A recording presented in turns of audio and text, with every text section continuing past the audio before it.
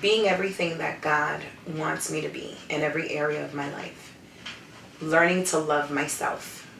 I think that's one of the things that the Lord was showing when addressing the issue of the cattiness among females, especially in the church. The competitiveness, the ways that the enemy really has caused destruction from the inside out. The looks and the jealousy that has no business being there, that's nothing but demonic. Being who God has called me to be in no way, shape, or form diminishes who God has called you to be in any way. And if nothing else, just like in a husband and wife relationship, in order for me to help my husband be everything that God has called him to be, I have to be everything God has called me to be. I'm not less than. I'm not being submissive to my husband. Doesn't mean that I'm up under my husband. It means my husband has to rise up to cover me. And so in order for him to be everything God has called him to be, I have to be everything God has called me to be. And it's contagious, and it affects our relationship as sisters. In order for you to be everything God has called you to be, I have to be everything God has called me to be. And me walking in the fullness of the gifting, whatever that is, even if it's something similar to yours in the same department, I cannot bring what you bring to the table, and you cannot bring what I bring to the table. But if we both bring to the table everything that we have, then that table is complete. And so I want to encourage sisters to start recognizing the attack of the enemy and the spirit of division, and how it is really attacking our self-worth.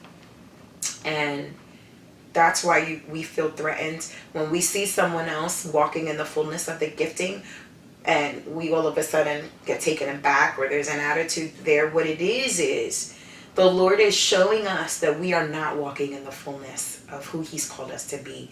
Because if we were, it would not only occupy our thoughts and keep us so busy, we would have the confidence that comes with that. When that confidence is challenged, then we really need to question ourselves.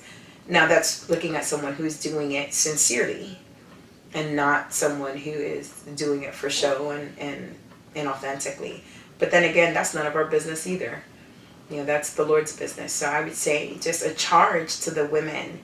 It is our job to start fighting the enemy on that, and to start investing in each other as sisters, and to start loving each other sincerely and authentically, and to stop the foolishness of this cattiness and this competition and this ridiculousness, because that is straight from the pit of hell. And so many times the enemy doesn't have to do anything to us, because we do a darn good job destroying one another. We need to stop being like crabs in a pot. Crabs will all be in a pot, and they'll climb on top of each other to get out. And when one crab gets to the top of the pot, all the other crabs then pull that crab back in. We need to stop being like that as women. We need to help each other out, and we need to start building up that trust that when I shine, you're shining. And when you shine, I shine. And we can't outshine each other, because it's the same God. It's the same glory. So let's work on that for this year. Let's work on being our best version of ourselves, and taking over this world for the glory and honor of God. Let's start being confident. Let's start being those Proverbs 31 women, and having our own businesses and having our own presence, getting to the point where people speak highly of us in our husband's place of work. That people that don't know us, in a realm that we have nothing to do with, we're being spoken of highly because of who we are outside of that.